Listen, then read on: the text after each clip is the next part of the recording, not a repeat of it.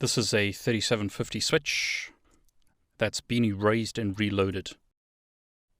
Show version shows us that it's a 3750 physical switch. Show flash shows us that the VLAN.dat file exists in the flash of the switch. Show VLAN. We see VLAN 1.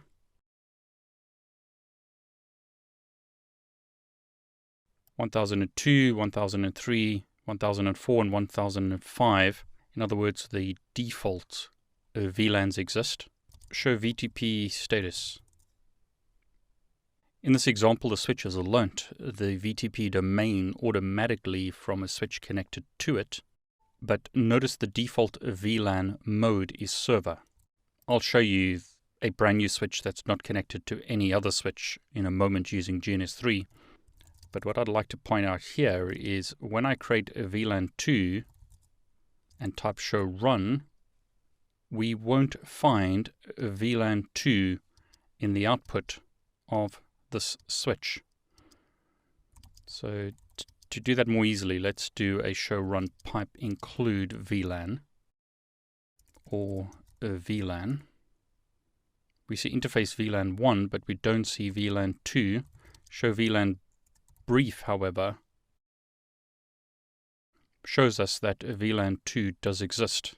More flash VLAN.dat shows us that VLAN 2 has been added to the VLAN.dat file. We've got VLAN 1, the default VLAN, and we've got VLAN 2. In the same way, if we add VLAN 3,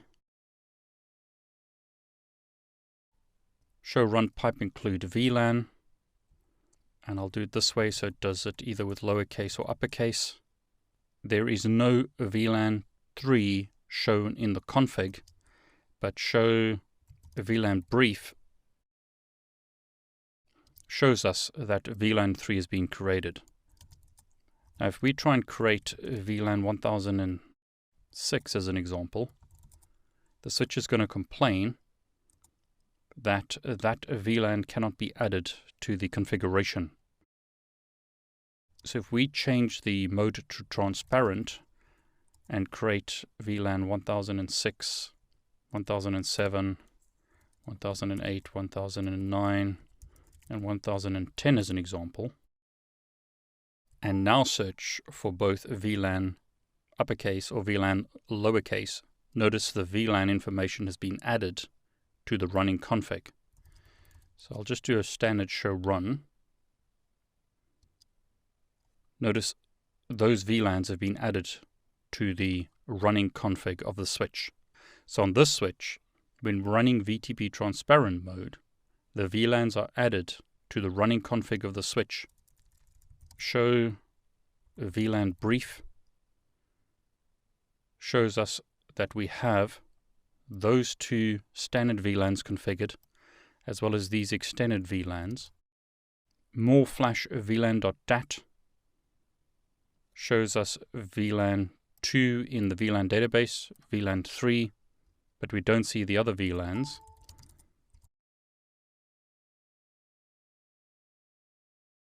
But those VLANs were added when the switch was in VTP server mode. So we now have VLANs 2 to 5 in the running config. And when we look at the VLAN.dat file, notice VLAN 3 exists, so does VLAN 4, and so does VLAN 5. So in this example, on this switch, the VLAN numbers for the standard VLAN range are added to both the running config as well as the VLAN.dat file. Now for the CCNA course, don't worry too much about the extended VLAN range. For the CCNA course, know the following. When using VTP transparent mode, VTP is disabled. So you need either the mode set to server or client.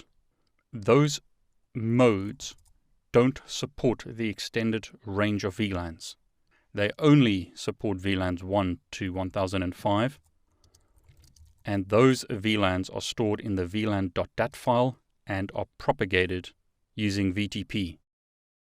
If you want to clear a switch's configuration, you have to erase the startup config of this switch, but you also have to delete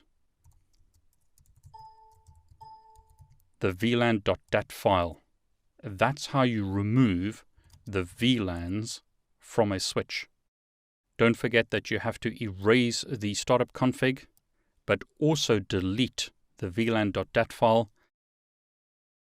And now when you reload the switch, don't save the configuration again at this prompt, but now the switch will be reset to a blank configuration. No VLANs will exist, and there will be no startup config. The switch is reset to default values. Don't forget about the VLAN.dat file. You need to delete that file when you want to remove your VLANs to reset the switch, and VLANs are stored in the VLAN.dat file when in the standard range.